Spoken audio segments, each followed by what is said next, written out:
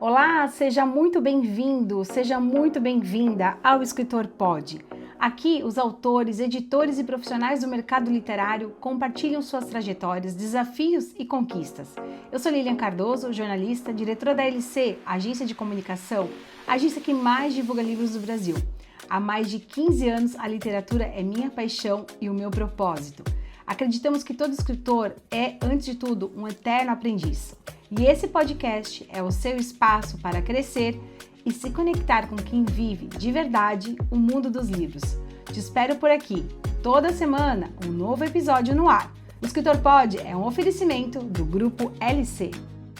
Estou aqui na Bienal Internacional do Livro do Rio de Janeiro.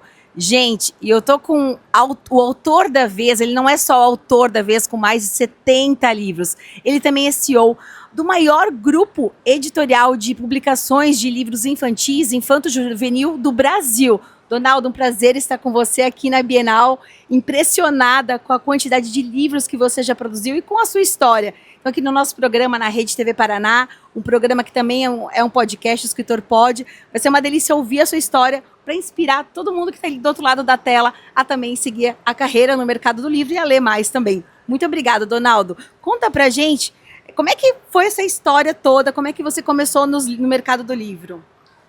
Prazer é todo meu. Muito obrigado pelo convite. Eu comecei no mundo dos livros enquanto eu estudava filosofia na USP.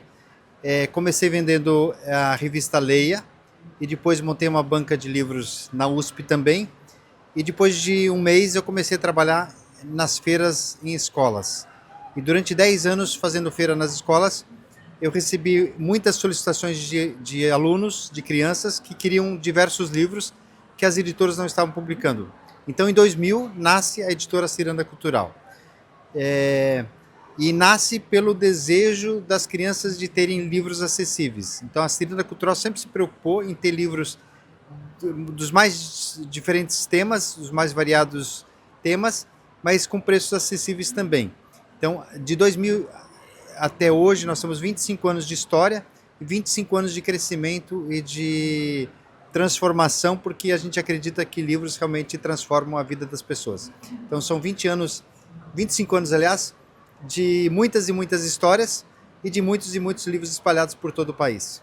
Eu imagino que deve passar um filme pela cabeça dele. Vocês sabem, eu como jornalista e uma curiosa, né? Eu que estou no mercado do livro há 17 anos e toda vez eu acho que eu sei da história do mercado do livro e encontro com o autor, com o editor, ele que é também nosso parceiro, nosso cliente da LC. E eu fiquei, assim, realmente emocionada com a sua história, né? Começou com essa necessidade de divulgar, de vender, de falar livro. E aí você, né, passam aí 25 anos, que eu tenho certeza que foi de muito trabalho e muita dedicação para ter uma das maiores editoras do país.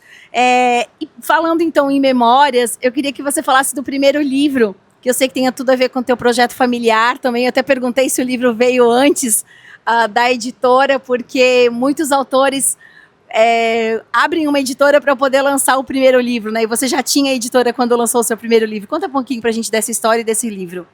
Na verdade, nunca imaginei que um dia eu escreveria livros. Eu sempre gostei muito de crianças e sempre gostei muito de ler e também sempre gostei de contar histórias para crianças. E nessa minha paixão por criança e por histórias, quando a minha filha Samara nasceu, eu obviamente contei muitas histórias para ela. E a Samara também era uma criança sempre muito criativa e ela pedia para que eu inventasse histórias. E muitas vezes ela pedia que eu colocasse certos objetos nas histórias. E toda noite eu contava a história para ela antes de dormir e às vezes ela falava para mim: pai, agora você coloca um cavalo na história. Cria uma história, mas você precisa colocar um cavalo e uma cadeira. Então eu fui meio que exercitando a imaginação, contando história para minha filha Samara. E o primeiro livro nasce também de forma muito espontânea, num momento de inspiração. Foi um dia que a minha filha Samara chegou em casa chorando, porque sofria bullying, porque ela usava botinha. E eu, de repente, tive um clique do nada e contei uma história de uma ovelha rosa. Claro que essa ovelha era uma ovelha imaginária, uma ovelha rosa que morava na fazenda Santa Rosa, da Dona Rosa, onde tudo era rosa, porque a minha filha gostava da cor rosa. Então eu criei na hora uma ovelha rosa. E essa ovelha só ficou rosa porque ela tropeçou em latas de tinta rosa. Esse aqui, né? Que é esse livro aqui. Então, esse livro realmente foi uma surpresa para mim, porque eu contei essa história, nem imaginei que isso poderia virar um livro. E a história ficou tão legal, porque a minha filha gostou muito, e acabou virando livro, e virou um grande sucesso, porque esse livro realmente trata da questão da inclusão, do respeito às diferenças, e da importância que a gente precisa ter no olhar em relação ao outro. A importância de respeitar as diferenças, de entender que todos nós somos muito importantes. Então esse livro ele é muito adotado nas escolas, coisa que eu também não imaginava que isso pudesse acontecer. É uma grata surpresa que esse livro já tem mais de 10 anos e tem mais de 100 mil cópias vendidas. Isso que eu ia te perguntar, já está em qual edição? Já perdi as contas, acho que já está na 20ª edição. Então foram muitas e muitas edições, todo ano tem edição nova. A gente já fez livro pop-up, tem livros de atividade da Ovelha Rosa, então a Ovelha Rosa é muito conhecida. Eu escrevi 30 músicas da Ovelha Rosa, algumas músicas estão no YouTube. Tem um canal no YouTube chamado Ovelha Rosa e Seus Amigos, onde legal, tem muitas músicas que vocês podem acompanhar, que são inspirados neste livro, que fala sempre das diferenças e do respeito ao outro e da inclusão. Então, todos os temas que eu escrevo de músicas relacionadas à Ovelha Rosa são sempre temas sobre amizade, sobre a importância do outro, sobre a nossa relação com o outro. São temas que realmente fazem com que as crianças possam se socializar com o outro. Nossa, inspiradora a história, né, do Donaldo, porque assim, tem todo esse projeto dele, né, abre a editora, depois faz um livro que ajuda tantas outras crianças, professores, pedagogos a lidar com um tema tão sensível que é o bullying na escola e parte de uma dor da sua pequena, que depois essa que já trabalha na editora. E a Samara desde pequena também começou a escrever livros, né? E ela sempre me provocava, pai, lança meu livro, e com 10 anos ela já lançou o livro Fábulas Fabulosas, que foi um livro que inclusive está esgotado agora, mas que vendeu super bem. Mas quando chegou, ela completou 15 anos, ela lançou o livro Coisas que eu guardei para mim, que também foi um grande sucesso, já teve várias e várias edições, está sempre esgotando, e depois lançou o segundo volume do Coisas que eu guardei para mim. Então a própria Samara, que tanto ouviu histórias e que tanto se apaixonou pela leitura, hoje é uma escritora, e mais do que isso, ela também criou um selo chamado Mood, em que ela publica livros para jovens e adultos. Então, é uma grata surpresa para mim que uma filha que eu me inspirei para escrever um livro, ela um dia se torna também autora, mas mais do que isso, se torna também um publisher, uma editora de um selo chamado Mood. Olha que legal para vocês que estão acompanhando a Rede TV Paraná, o Escritor Pode, o nosso TV Podcast Literário, o que está por trás dos bastidores do mercado do livro. A gente às vezes entra numa livraria ou entra num site para comprar um livro e não sabe o que essa editora ou autor, o que tem por trás do livro, né? Realmente estou emocionada. E aqui trazer para a gente mais algum... Eu sei que são todos especiais, mas a gente tem um espaço para falar de livros mesmo no nosso programa. Então, quais outros livros que você quer indicar que teve um momento especial? Antes de falar dos outros livros, eu queria só complementar que Ovelha Rosa é um exemplo da importância da leitura e da contação de histórias. O como a leitura pode transformar vidas. É muito mais do que apenas ampliar o seu conhecimento, é ampliar a consciência a respeito da vida. Então, a literatura infantil tem esse papel. Você conta histórias, mas desperta também esse valor da humanidade, o valor da consciência humana, do respeito ao outro. E eu posso falar aqui alguns exemplos de livros também que eu fiz, inspirados na minha filha Lorena. O livro Mala Maluca, por exemplo, foi um livro que eu escrevi fazendo uma brincadeira de rima com a Lorena quando ela tinha apenas 6 anos. E a brincadeira foi tão gostosa que se transformou num livro, e é um livro super adotado nas escolas. Então, muitos livros eu criei realmente inspirados na minha filha. Eu fiz um livro chamado Bruxa Chatucha, que tinha medo de chuva, quando chovia chorava, tomava chá de chicória, dormia no chão, não tinha colchão, morava no chalé sem chaminé, era tudo com CH. Eu fui fazendo frases e de repente essas frases viraram uma história.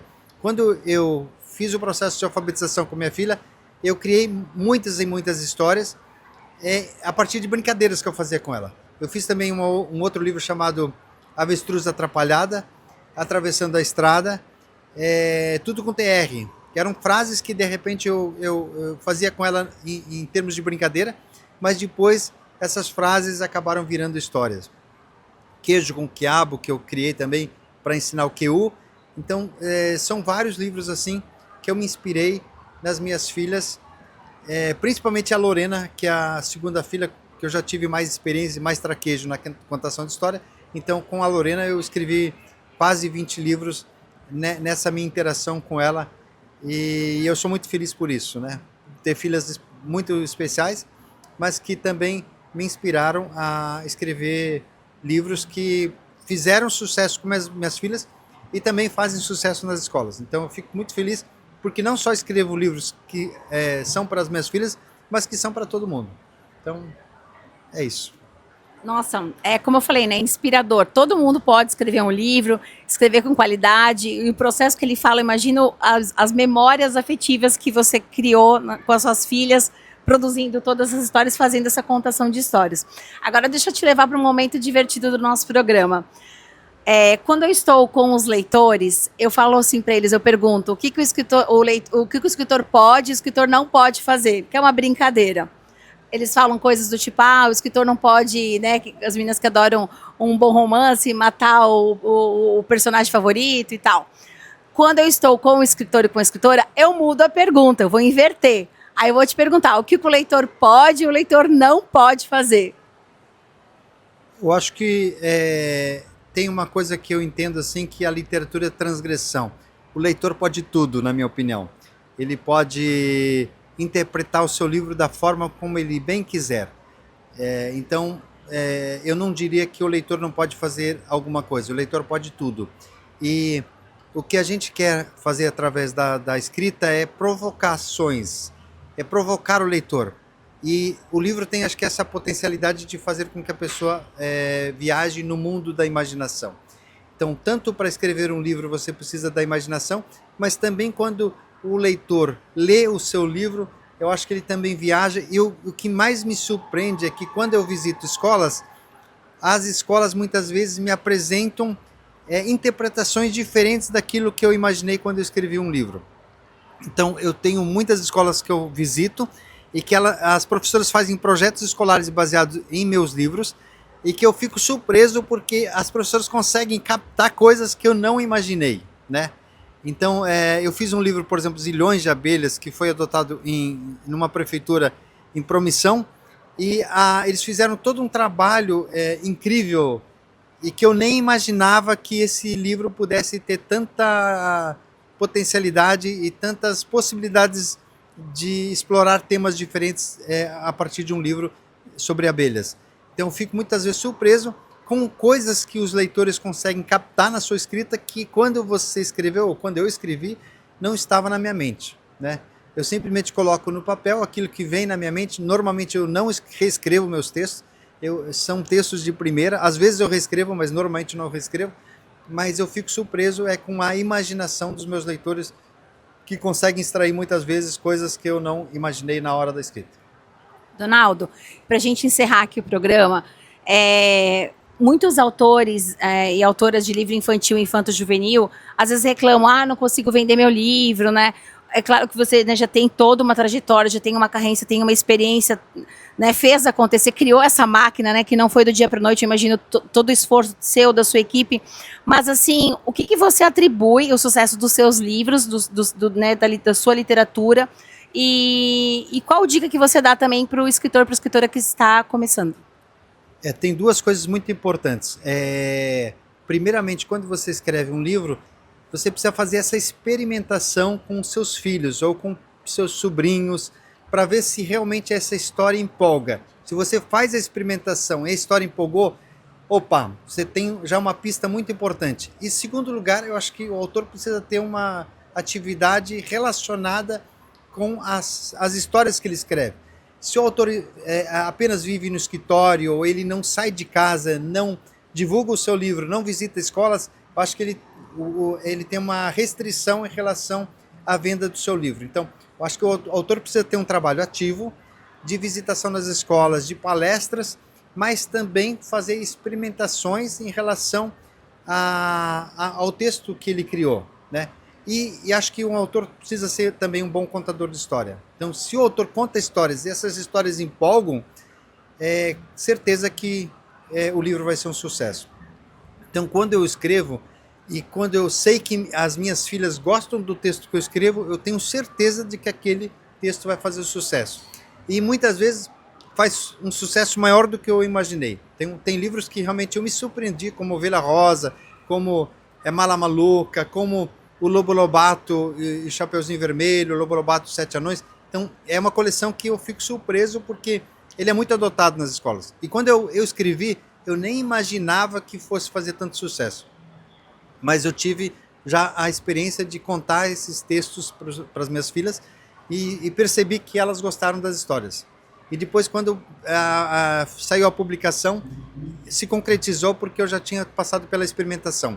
Mas o fato de eu estar disponível também para fazer visitações nas escolas, isso faz com que o livro também tenha uma potencialidade maior de venda. Então, o que eu recomendo para um escritor, escreva textos, mas faça experimentações, procure um bom ilustrador, tenha uma arte cativante, mas também participe de palestras, participe de eventos, de feiras em escolas, esteja disponível também para divulgar seu livro.